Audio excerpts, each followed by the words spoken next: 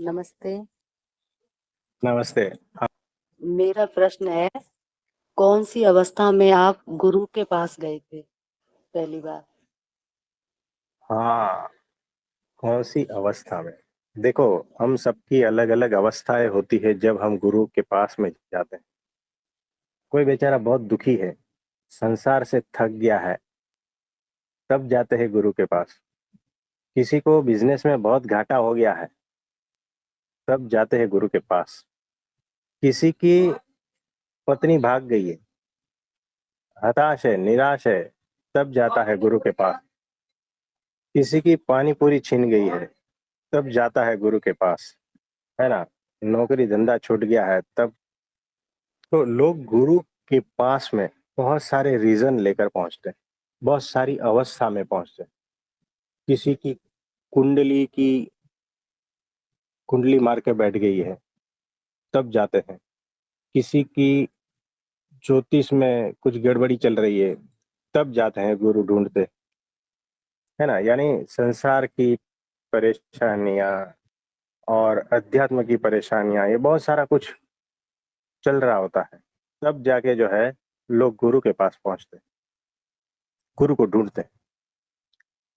तो बहुत सारे प्रश्न रहते हैं, तब गुरु के पास जाते हैं।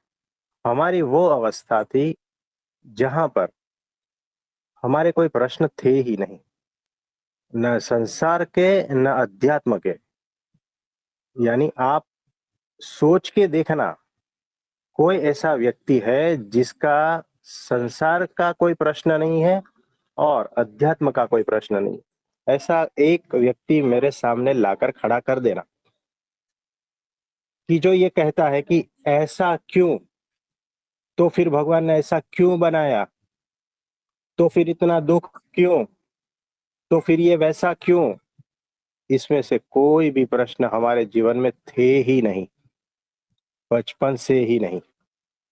और परमात्मा के ऊपर हमें कोई डाउट था ही नहीं जीवन से, है ना। ऐसा कोई व्यक्ति लाकर हमारे सामने खड़ा कर देना कि जिसको इस प्रकार का कोई प्रश्न आया ही नहीं है जीवन में कभी भी। तो 30 साल के आसपास का नौजवान जिसको जीवन में कोई प्रश्न नहीं है, ना अध्यात्म में कोई प्रश्न है, एकमात्र गुरु की प्यास है और कोई प्यास नहीं है, जिसका इस जीवन में कोई उद्देश्य भी नहीं था, है ना। यानी वो जो है, चीजें जैसी है वैसी है ऐसा देखता था, और वो सब उसे मंजूर था, उसे कोई कंप्लेन नहीं थी। ऐसी अवस्था में हम अपने गुरु के पास पहुंचे। एकमात्र गुरु की प्यास थी और कोई प्यास नहीं थी। आप समझे? जी नहीं। और कुछ पूछना चाहते हो? जब आप आत्मिक स्थिति में थे तो फिर आप गुरु के पास क्यों गए? हाँ जी, देखो, आत्मिक स्थिति वो एक स्थिति होती है, वो ऊपर की सतह, यानी माया की जो बाउंड्री होती है ना, वहां की होती है। जब तक माया के पार का कोई ना मिले, तब तक कितनी भी आत्म स्थिति रहे, उसका मोक्ष नहीं हो सकता, माया से पार नहीं जा सकता। माया और माया से पार, यहाँ पर जो बाउंड्री होती है ना, वो वहां खड़ा है। कभी भी माया में लिप्त हो सकता है अगर बहुत देर तक रहे तो। आत्मज्ञान और आत्म स्थिति वाले को भी अक्षर ब्रह्म सत्पुरुष ऐसे गुरु की जरूरत पड़ती ही है, उसके बिना उसका काम नहीं होता। आत्मज्ञान एक स्टेज है, अल्टीमेट नहीं है। अल्टीमेट ब्राह्मी स्थिति है, और ब्राह्मी स्थिति होने के बाद परब्रह्म की भक्ति है, वो अल्टीमेट है। आत्मज्ञान वाला जो है ना, हो सकता है उसमें भक्ति हो और हो सकता है वो नास्तिक भी हो, लेकिन आत्मज्ञान वाला पूर्ण नहीं है, अधूरा है। उस अधूरेपन को भी जो है ना, अक्षर ब्रह्म सत्पुरुष के बगैर पूर्णता प्राप्त नहीं होती। तो कोई कितना भी आत्मज्ञानी हो, वो नास्तिक हो सकता है। आत्मज्ञान वाला जो है ना, फिर से माया में लिप्त हो सकता है। आत्मज्ञान वाले का कोई गारंटी नहीं कि वो मोक्ष को प्राप्त होएगा, है ना? तो इसीलिए कैसा भी आत्मज्ञानी हो, आत्मस्थिति वाला हो, उससे वो अभी भी पूर्ण नहीं है, वो अभी भी एकांतिक नहीं है। तो वो एक स्टेज है, उसके पार भी बहुत कुछ है। इसीलिए अक्षर ब्रह्म सत्पुरुष की जरूरत पड़ती है। और कुछ पूछना चाहोगे? जी, तभी अक्षर ब्रह्म सत्पुरुष के पास आकर सभी भक्तों का रोना होता है, क्योंकि वो मिलते हैं जो अधूरापन था। हाँ जी, ये ऐसा ही होता है, वो पहचान लेता है। देखो कैसा है कि रोना तो बहुत लोगों के सामने आएगा। आपकी कोई मुश्किल संजोगों में मदद भी कर देगा ना, तो भी आपको वो भगवान जैसा दिखेगा, भगवान जैसा लगेगा, रोना आएगा, है ना? लेकिन ज्यादा देर टिकोगे नहीं वहां। और जो बिना कोई वजह का होता है, जो केवल गुरु शिष्य का प्रेम होता है ना, गुरु के प्रति जो भीतर के भाव होते हैं, वो बात अलग होती है। और वो जो अक्षर ब्रह्म जैसे सत्पुरुष होते हैं, उसके प्रति होता है, वो तो बात ही अलग होती है। तो बहुत सारे ऐसे सिद्ध संत, साधु, महात्मा पहुंचे हुए हैं, ये सब बहुत सारे, उनके सामने भी जाकर आपको रोना आएगा।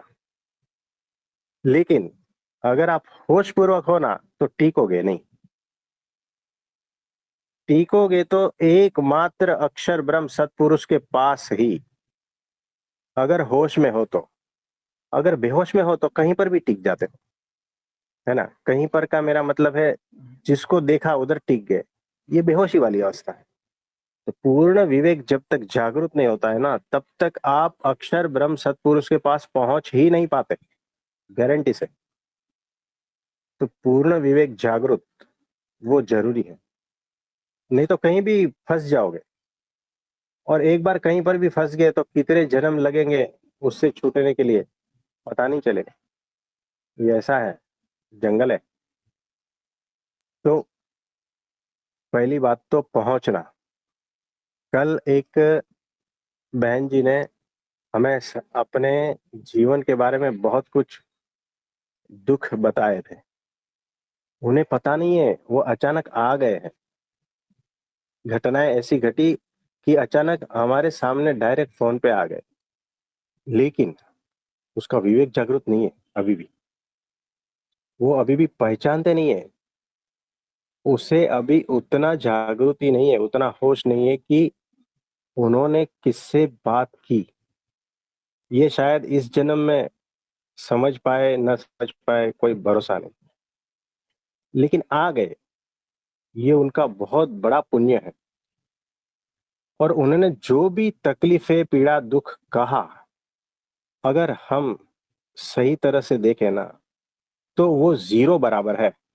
और उन्हें जो प्राप्ति हुई ना, वो 10 मिनट हमसे बात की ना, वो करोड़ों अब्जों डॉलर जितनी प्राप्ति है। ये बात उनकी समझ में अभी नहीं आएगी और शायद इस जन्म में नहीं आए।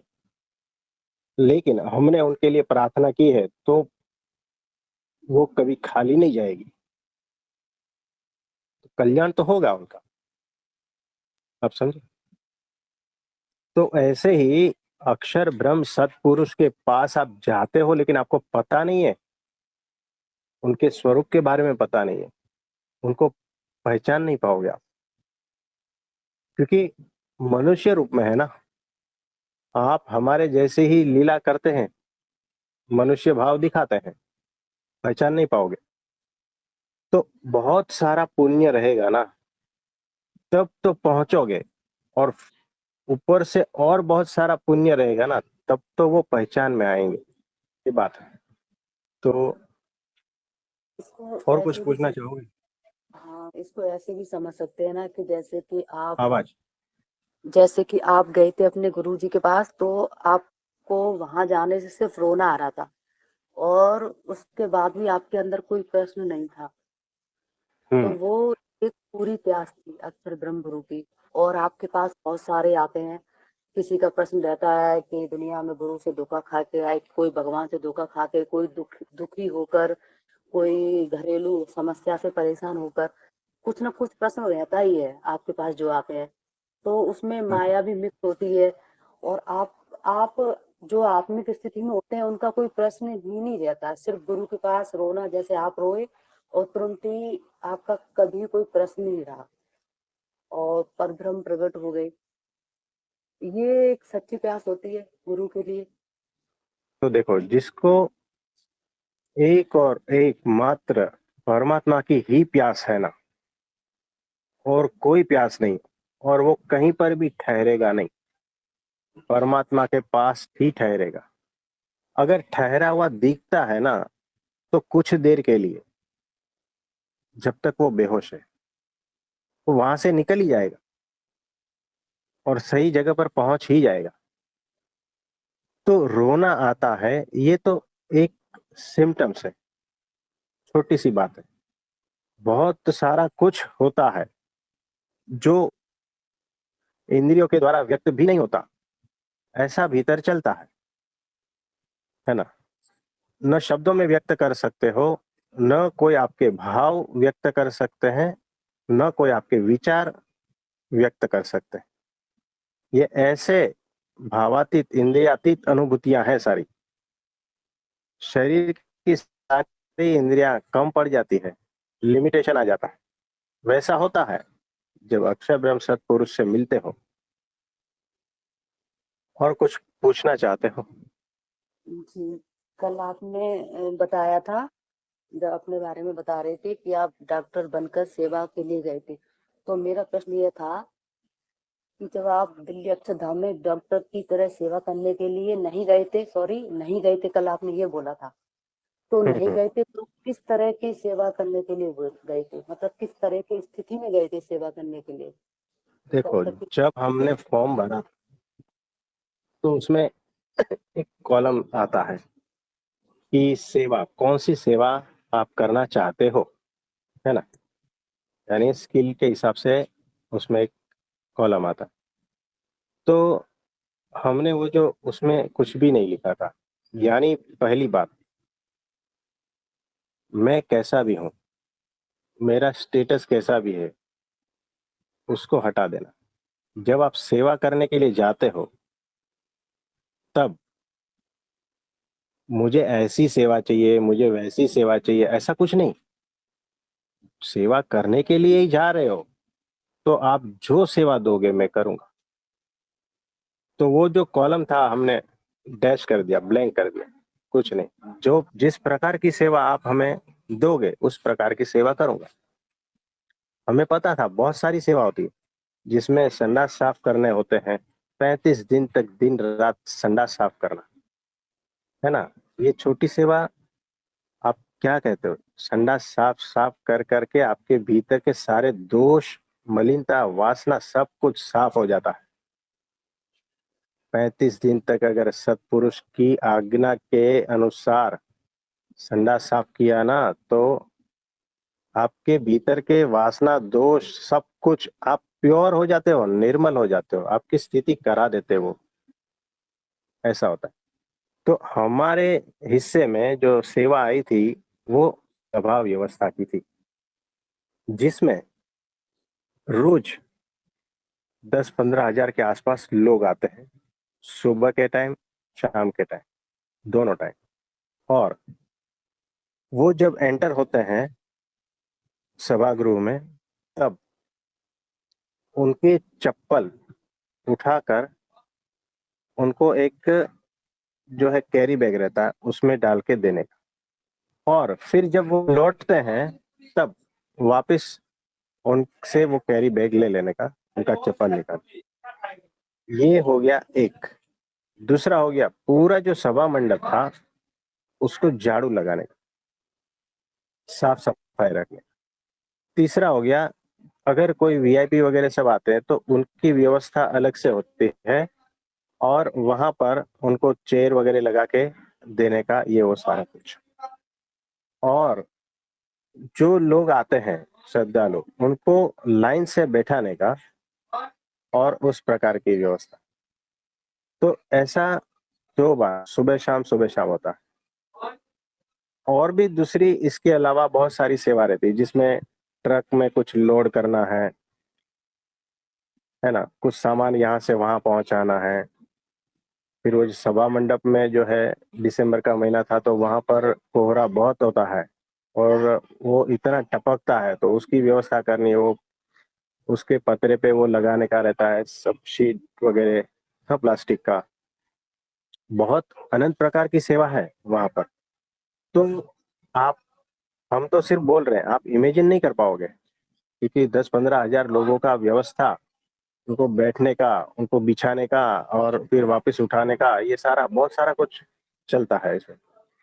तो ये जो सेवा ऑन एन एवरेज 20 घंटे की होती है, कभी 21-22 घंटे भी हो जाते हैं। तो दिन में सोने का टाइम जो है ना, सिर्फ 2-3-4 घंटा ही मिलता है। यानी कंटिन्यूस आपकी नींद पूरी नहीं होती। यानी एक अवस्था ऐसी बन जाती है कि नींद और शरीर के थकान से आप ऊपर उठ जाते हो। आपकी कुंडलिनी शक्ति उस एक्सट्रीम सेवा में जागृत हो जाती है, आपको पता भी नहीं चलता। और ये सारा गुरु के आशीर्वाद से होता है। तो इस तरह से वो सेवा हमने ली थी।